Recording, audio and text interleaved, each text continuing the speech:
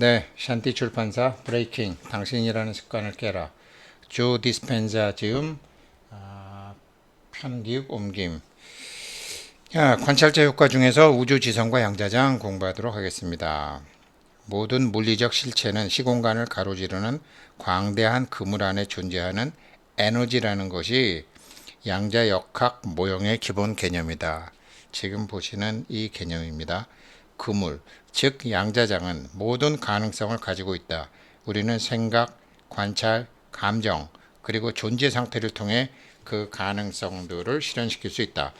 현실은 서로 영향을 주고받으며 반응하는 전자기력 뿐일까? 우리 안에 있는 생명력을 불어넣는 정신은 단순히 생물학과 무작위성의 상관관계에 지나지 않는 것인가? 나는 이러한 관점을 가진 사람들과 대화를 나눠왔다. 그 논의는 다음과 같은 대화로 이루어진다. 우리 심장박동을 유지하는 정보는 어디에서 옵니까? 그건 자율신경계 일부인데요.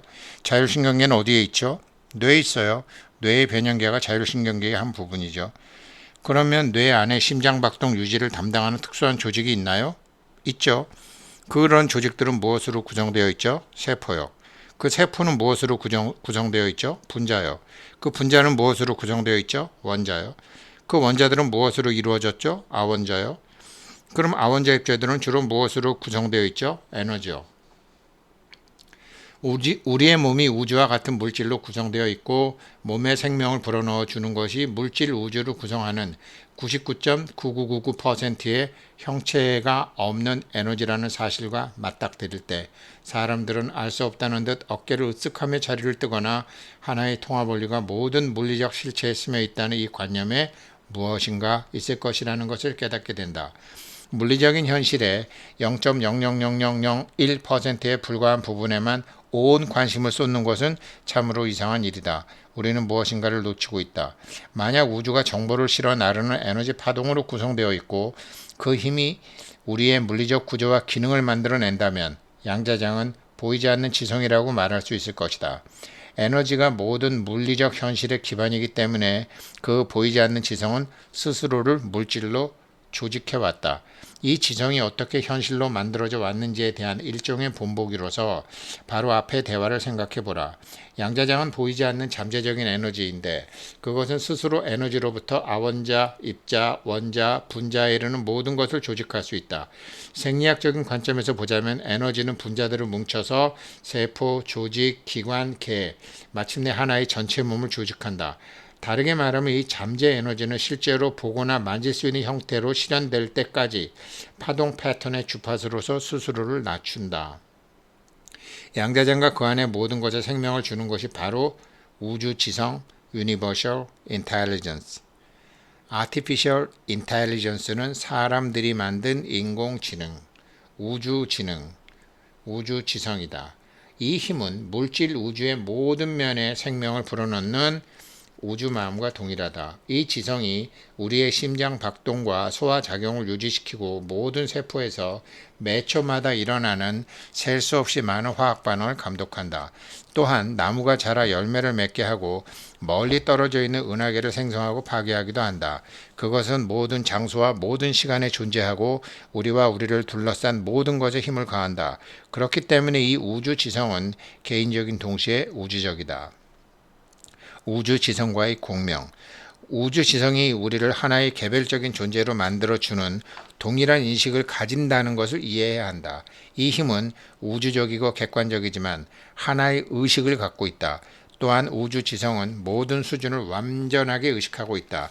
이 의식은 모든 것을 알고 있기 때문에 나를 관찰하고 나에게 주의를 기울인다. 그것은 나의 생각, 꿈, 행동 그리고 욕망을 알고 있으며 모든 것을 관찰한다. 우리는 의식의 두 가지 측면을 살펴보았다. 그것은 각각 양자장의 객관적인 의식과 지성 그리고 자유의지를 가지고 자기를 인식하는 개인의 주관적인 의식이다. 이런 인식의 특징을 모방할 때 우리는 창조자가 될 수 있다. 이 우주 지성과 공명을 느낄 때 우리는 그것과 하나가 된다. 우주 지성은 주관적인 마음이 양자장에 보내는 것은 무엇이든지 그것에 일치하는 사건, 즉 에너지 반응을 만들어낼 것이다. 우리의 의지와 마음이 그것과 일치할 때 이 우주의식을 재현할 수 있다. 우리는 과거를 초월하고 현재를 치유하고 미래로 가는 문을 여는 보이지 않는 힘이 된다. 원인과 결과의 덫에서 벗어나기. 삶에서 똑같은 사건들이 만들어지는 과정은 이렇다. 만약 우리가 고통을 경험하여 마음과 몸 안에 그 고통을 붙잡아 두고 그것을 생각과 감정으로 표현한다면 이 강력한 신호를 양자장으로 보내는 셈이다. 그러면 우주 지성은 그것과 똑같은 정신적 감정적 반응을 재현할 또 다른 사건을 우리 삶 속에 내보낸다. 생각은 신호, 너무 괴로워를 보내고, 감정은 괴로워 미치겠어는 그 감정수의 주파수에 맞는 사건, 괴로워야 할 충분한 이유를 삶 속으로 끌어들인다. 사실 우리는 언제나 우주 지성이 존재한다는 증거를 요구하고, 우주 지성은 언제나 우리 환경에 피드백을 보내고 있다. 그만큼 우리는 강력한 존재인 것이다. 뽀록지, 여드름, 변비, 암 이런 게 다 막힘을 그런 식으로 신체로 보내는 거죠. 핵심 질문은 이것이다. 왜 우리는 긍정적인 결과를 불러들일 신호를 보내지 않는가? 어떻게 하면 우리가 보내는 신호가 삶에서 이루고 싶은 것과 일치하도록 할 수 있는가? 내보내는 생각과 신호를 선택함으로써 예상치 못했던 결과를 만들어낼 수 있다는 믿음을 가질 때 우리는 변할 수 있다. 과거의 부정적 경험으로 생긴 생각과 감정의 신호를 양자장으로 보냈으니 양자장이 똑같이 부정적인 방식으로 반응하는 것은 당연한 일이다. 당신은 믿을 수 없어. 왜 나한테 이런 일이 항상 일어나는 거지? 같은 말을 몇 번이나 입 밖으로 말했는가? 이런 말은 우리가 원인과 결과의 희생자라고 주장하는 뉴턴 데카르트 모형에 빠져 있다는 사실을 나타낸다. 우리는 스스로 완전히 결과를 빚어낼 수 있다는 사실을 깨달아야 한다. 부정적인 반응 대신 나에게 이렇게 물어볼 수 있어야 된다. 내가 원하는 영향과 결과를 만들어내기 위해 나는 어떻게 다르게 생각하고 느끼고 행동할 수 있을까? 우리가 해야 할 일은 우주 지성과 연결된 의식 상태로 들어가는 것이다. 가능성과 직접 접촉하는 것이다. 삶에서 원하는 결과를 만들고 싶다는 분명한 신호를 보내는 것이다. 양자장의 도움을 요청하라. 목적을 가지고 삶을 변화시키고자 할 때 양자의식의 신호를 요청하라. 양자의식은 열애장입니다. 내가 바라는 특정 결과와 관련된 동시성을 용감히 요청하라. 대담하게 우주 지식이 나의 노력을 인지하고 있는지 물어보라. 주인공에게 물어보는 거고, 열애장에게 물어보는 거고, 공의 나에게 물어보는 거고, 양자장에게 물어보는 거죠. 그러면 우리는 기쁨과 영감 속에서 삶을 변화시킬 수 있다. 지금까지 안다고 생각했던 것들을 모두 내려놓고 미지의 우주의식에 모든 것을 맡겨라. 그리고 우주의식이 삶에 보내주는 결과를 지켜보라.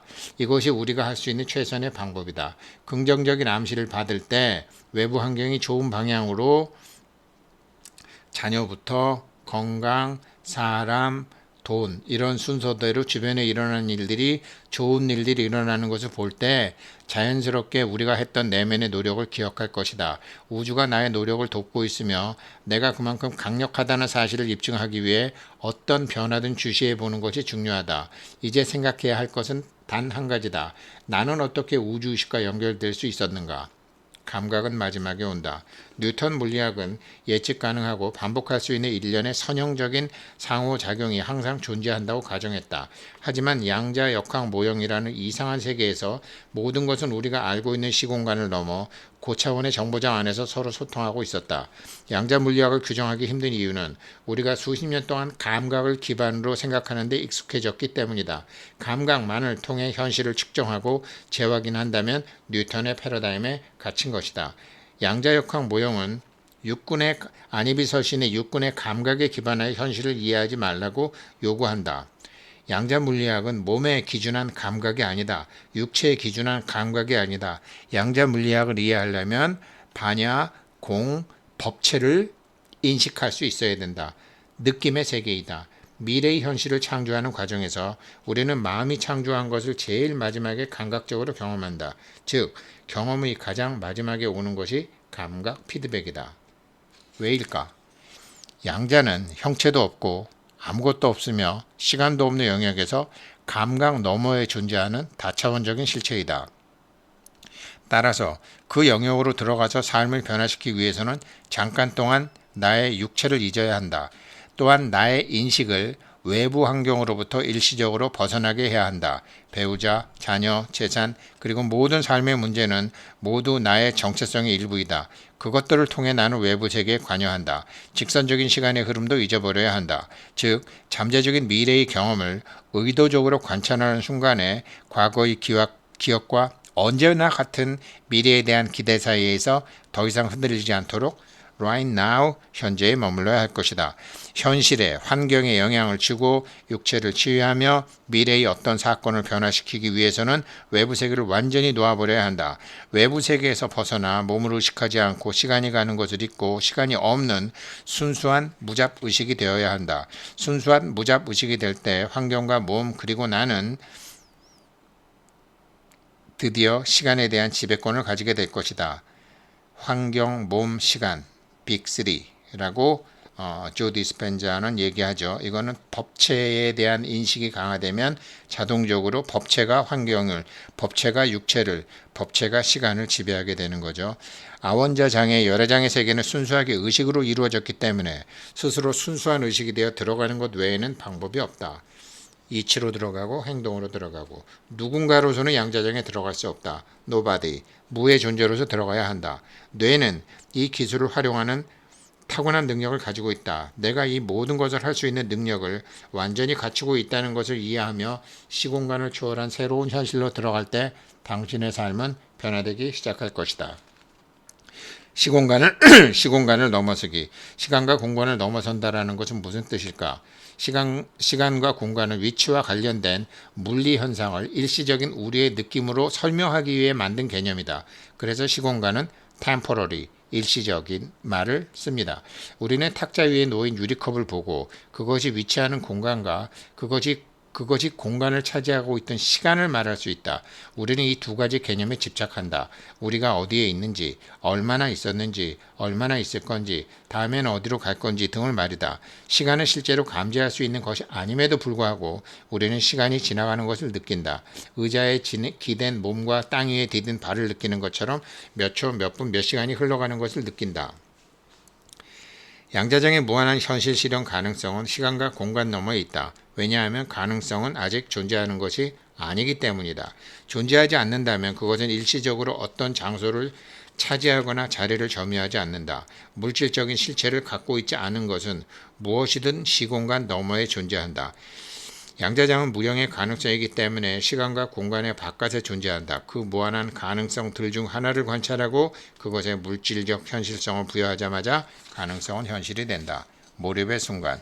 우리는 양자장으로부터 어떤 가능성을 선택함으로써 선택한 그 가능성을 물리적으로 실현시킬 힘을 가지고 있다. 그러려면 어떻게든 양자장에 접근해야 하는데 우리는 언제나 그것에 연결되어 있다. 그렇다면 양자장이 어떻게 반응하도록 해야 할까? 우리가 끊임없이 에너지를 내보내며 양자장과 정보를 주고받고 있다면 어떻게 그것과 더 효과적으로 소통할 수 있을 것인가?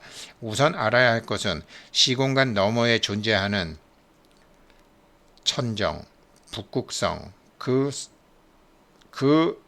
너머에 인당수 아래에 천정의 하늘 우물 속에 그 양자장에 들어가기 위해서 그와 비슷한 상태가 되어야 한다는 것이다. 시간과 공간이 사라진 것 같은 체험을 해본 적이 있는가? 운전에 몰입하거나 생각에 빠져 있을 때를 떠올려보라. 어떤 것에 집중하고 있으면 몸을 잊고 환경을 잊고 시간을 잊어버린다.